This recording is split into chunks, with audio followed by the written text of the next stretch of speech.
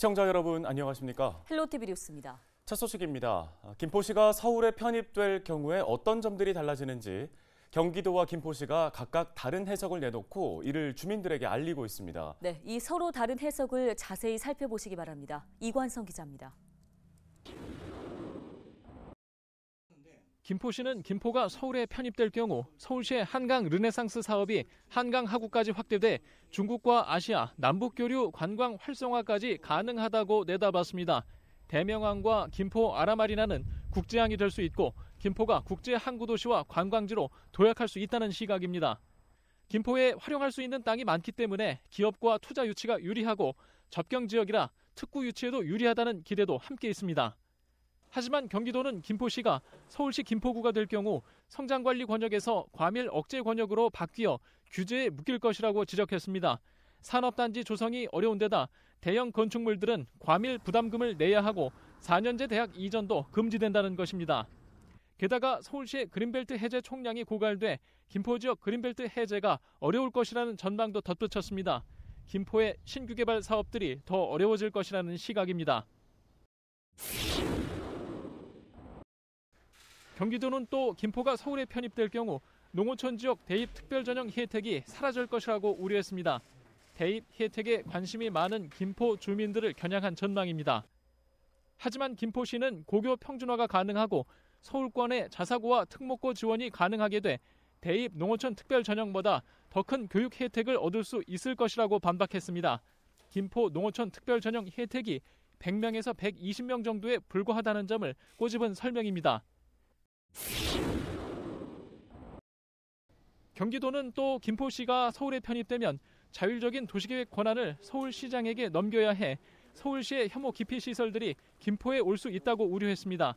서울시가 김포에 쓰레기 매립지와 소각장 등을 배치하면 막기 어렵다는 것입니다.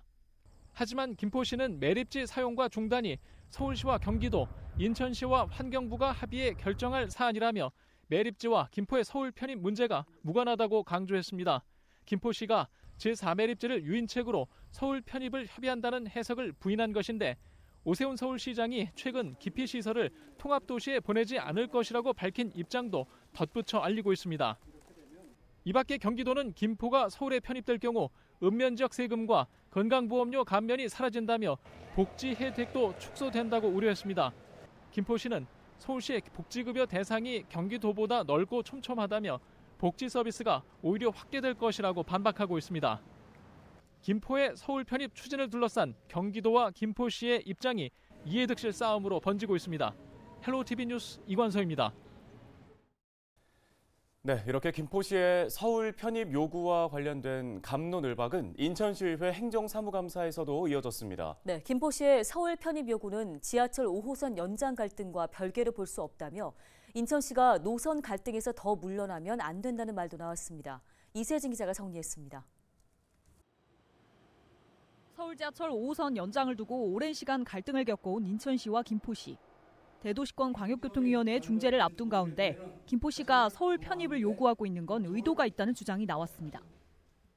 김포시가 5호선 김포시 안을 결정짓기 위해서 지속적으로 이슈를 지금 만들어내고 있습니다. 인접 도시의 역을 줄이기 위해서 이 정도의 현안들을 던져야 되는지 참 의문이긴 합니다만은 오히려 교통을 비롯한 정책의 효율성 측면만 본다면 김포는 서울이 아닌 인천으로 편입돼야 한다는 말까지 나왔습니다. 어떻게 보면 가장 지금 5호선 부분을 포함해서 여러 가지 교통정책 그리고 행정 부분에 대해서 보다 효율적이고 합리적인 방향은 오히려 정말 다른 도시에 편입을 시켜야 한다고 하면 서울시가 인천시가 더 맞다. 인천시는 5호선 연장은 지자체 합의가 없으면 추진될 수 없다면서도 협의가 난항을 겪고 있다는 점은 시인했습니다. 우리 시하고 김포가 합의를 하지 않으면 그건 갈 수가 없는 사업입니다. 기왕 자체적으로 용해서 안을 만들 것 같긴 한데 공식적으로는 저희한테 이야기는 하지는 않고 있습니다. 그러면서 양 지자체의 입장이 여전히 평행선을 달리고 있는 현 상황도 내비쳤습니다. 제가 이 자리에서 밝힐 수 있는 부분은 기본적으로 김포가 했던 노력에 대해서 저희도 인정을 합니다. 그렇기 때문에 그 상황에서 인천시도 뭔가 해줘야 된다고 해서 정말 저희 팀에서 김포시 도시계까지 다 분석해가면서 저희가 제안도 하고 이렇게 했는데 뭐 요지부동이니까요. 이날 인천시의회 행정사무감사에서는 김포시의 서울 편입 요구와는 별개로 5호선 연장안에 인천시안이 반영될 수 있도록 노력해달라는 요구도 이어졌습니다. 여기서 더 물러나는 것은 우리 300만 인천 시민의 이름으로 적절하지 않다. 헬로티비 뉴스 이세진입니다.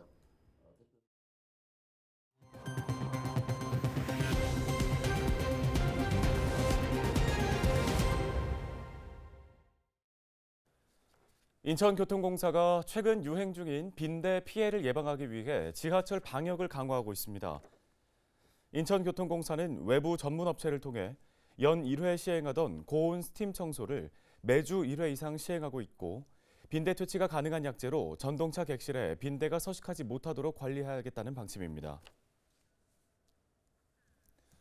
얼굴을 가리고 금은방에 몰래 들어가 귀금속을 훔쳐 달아난 남성이 경찰에 붙잡혔습니다. 부천 오정경찰서는 특수절도 혐의로 40대 남성 A씨에 대해 구속영장을 신청했습니다. A씨는 지난 7일 새벽 3시쯤 부천의 한 금은방에서 귀금속 1,500만 원 상당을 훔쳐 달아난 혐의를 받고 있습니다. 이후 경찰은 18시간의 추적 끝에 달아난 A씨를 인천에서 검거했습니다. A씨는 경찰 조사에서 훔친 귀금속은 이미 금은방에 팔았다며 생활비 때문에 범행을 했다고 진술했습니다.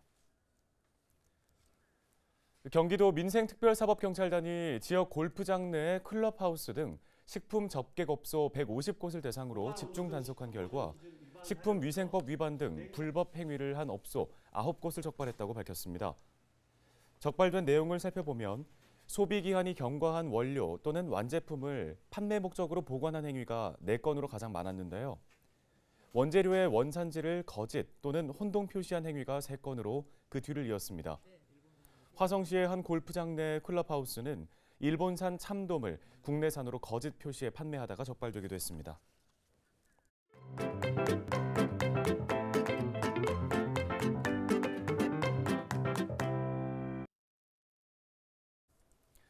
끝을 모르고 오르는 물가에 수년 전 한 예능에서 선보인 일주일 동안 10,000원으로 살기는 불가능해진 게 현실입니다. 네, 체감 물가가 어느 정도인 건지 기자가 간다에서 하루 10,000원으로 살기에 도전해봤습니다. 고물가 시대 이 10,000원 한 장의 의미는 뭘까요? 사흘간 하루 10,000원으로 살아봤습니다. 요즘에 대중교통 요금도 정말 많이 올랐잖아요. 지하철 요금이 1,400원인데 출퇴근 왕복으로 하면 2,800원. 저는 이거라도 아껴보기 위해서 걸어서 출근을 해보고자 합니다. 직장인에게 빼놓을 수 없는 커피 한 잔의 행복도 사치입니다. 열심히 일하다 보니 벌써 점심 먹을 시간입니다. 가격을 생각해 분식점으로 향합니다. 안녕하세요. 사장님 포장하려고 하는데요. 김밥 한 줄에 작은 컵라면 하나, 오늘 점심입니다. 5,000원 아래로는 김밥밖에 사 먹을 게 없더라고요. 외식 품목 중에서 좀 살펴봤더니 한 달 내에 가격이 오른 것들이 굉장히 많았다고 해요. 대표적인 게 짜장면이 7,000원대, 10,000원으로 살기가 쉽지 않을 것 같습니다. 그럼 이따 저녁 드실 겁니까? 10,000원으로 하루 살기 하고 있거든요. 남은 돈이 4,000원 있거든요. 퇴근 후 동료들과의 저녁 대신 편의점을 선택했습니다. 가장 저렴한 도시락을 고르고 골랐는데 10,000원을 조금 넘었습니다. 많이 남았다고 생각했거든요. 점심에 컵라면을 먹지 말았어야 됐어.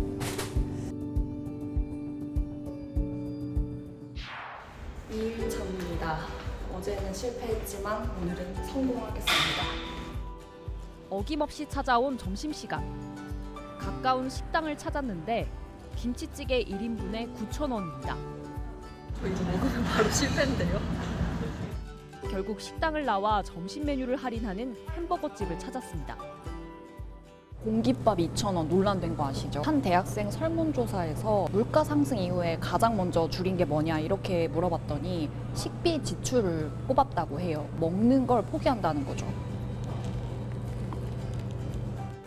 퇴근길엔 다시 편의점에 들렀습니다. 치맥은 먼 이야기. 컵라면으로 하루를 마무리합니다. 하루 10,000원으로 살기 마지막 날. 점심은 가성비로 유명한 한식 뷔페를 선택했습니다. 1인분에 7,000원. 비교적 저렴한 가격에 여러 종류의 음식을 푸짐하게 먹을 수 있다는 점이 장점입니다. 일주일에 거의 5번 정도 이용합니다. 요즘 물가가 많이 오른 게 체감이 많이 돼서 그냥 주말이나 좀 돈을 쓰려면은 평일에는 이렇게 몇천 원대 좀 양껏 저 같은 젊은 사람들은 양껏 먹을 수 있는데 이런 데밖에 없다고 보는 거예요. 한 끼 해결하고 나니 또 걱정입니다. 지금 제가 남은 돈이 3,000원이거든요. 출퇴근 만약 지하철로 했다고 하면 200원 남은 거예요.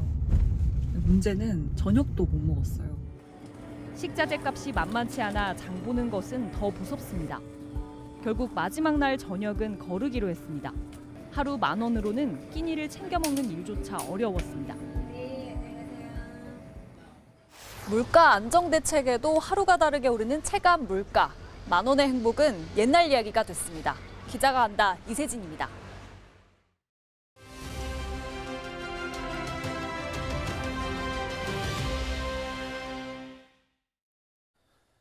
네, 다음 소식입니다. 부평구에서 휠체어 등 장애인 전동 보장구 보험에 관련된 조례가 통과됐다고 합니다. 네, 해당 조례를 대표 발의한 황미라 부평구 의원 전화 연결돼 있습니다.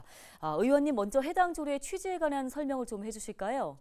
네, 전동 보장구는 우리 근처에서 쉽게 볼 수 있는 전동 휠체어나 전동 스쿠터 등을 말하는데요. 장애인과 노인 등 전동 보장구 이용자 증가에 따라 좁고 제대로 정비되지 않은 인도를 주행하거나 부득이하게 도로를 주행하는 도중에 사고가 발생하는 사례가 증가하고 있습니다. 이에 사고 발생 시 이용자들의 경제적 부담을 덜어드리고자 인천광역시 부평구 장애인 등 전동보장구 보험 가입 및 지원 조례를 제가 대표 발의하여 제정하게 되었습니다. 네, 조례 구체적인 내용도 한번 설명해 주실까요? 이 조례는 보험 가입 및 보험기관의 선정에 대한 사항과 보험료 납부와 보험료 보장 기준에 대한 사항, 보험료 청구에 대한 사항, 그리고 보험증권의 확인 및 관리에 대한 사항 등에 대하여 규정하고 있으며 구에 주민등록을 두고 거주하는 장애인과 노인 등을 대상으로 부평구가 전동보장구 운행 사고에 대비하여 보험을 가입하고 사고 발생 시 피보험자인 장애인 등이 보험기관에 보험료를 청구하면 피보험자에게 보험금을 지급하는 내용을 담고 있습니다. 아울러 사고일 기준 타 지방자치단체로 전출한 경우에는 거짓 또는 부정한 방법으로 보험금을 청구한 경우 등은 보험 지원 대상에서 제외하도록 명문화하여 예산의 낭비를 방지할 수 있는 보완 장치를 만들었습니다. 네, 끝으로 해당 조례가 앞으로 부평구에 어떤 긍정적인 효과들을 가져올지에 대한 이야기도 해주실까요? 제가 대표 발의한 인천광역시 부평구 장애인 등 전동보장구 보험 가입 및 지원 조례를 통해 장애인과 노인 등이 사용하는 전동보장구의 운행 중 발생하는 사고에 대비한 보험 가입 및 보험료를 부평구에서 지원할 수 있는 제도적 근거가 마련되었습니다. 이에 따라 부평구에서 지원 사업을 시행하게 되면 장애인과 노인 등의 경제적 부담 완화와 심리 안정에 크게 기여하고 이분들의 이동권을 보장하여 사회 활동도 늘어날 것으로 기대됩니다. 네, 알겠습니다. 오늘 말씀은 여기까지 듣겠습니다. 부평구 의회 황미라 의원이었습니다. 다음 소식입니다. 부천문화원이 9일 오후 지명학술대회를 개최했습니다. 옛 지명을 통해 본 부천의 역사라는 주제로 열린 이번 행사에서는 부천 지명 해독을 비롯해 지명 유형을 통해 본 언어적 고찰, 지역 토박이말, 정조대왕 능행길의 부천 지명 등에 대한 발표가 이어졌습니다. 부천문화원은 부천학연구소를 중심으로 토론을 이어가는 등 지역의 고대사에 대한 학술대회를 주제별로 개최하고 있습니다.